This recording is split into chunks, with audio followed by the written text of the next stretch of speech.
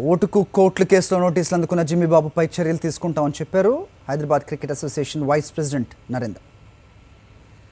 వస్తే immediately SC action తీసుకుంటుంది as a chairman. ఒకవేళ దానిలో నిజారణలు ఉంటే తప్పకుండా ఇమ్మీడియట్ మేము రికమెండ్ చేస్తాం మా ప్రెసిడెంట్ గారిని, మా సెక్రటరీని సస్పెండ్ చేసి మళ్ళీ ఏ రోజు కూడా ఇలాంటి జరగకుండా, ఇలాంటి వాళ్ళు మేము అసోసియేషన్ రాకుండా చర్యలు తీసుకుంటాము.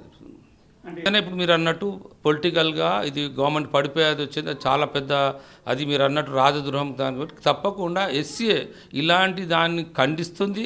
ఇలా ఇంతకుముందు ఎవరు చేసినా ఇంకా ఖండిస్తుంది ఇమ్మీడియట్. అందుకే చెప్తున్నా, ఎవరు చేసినా అది వాళ్ళ వ్యక్తిగతం. అది అలాంటిది మా ముందరకు వస్తే మేము ఆ రోజే ఈ రోజే ఇన్స్ట్రక్షన్స్ ఇచ్చేసాం.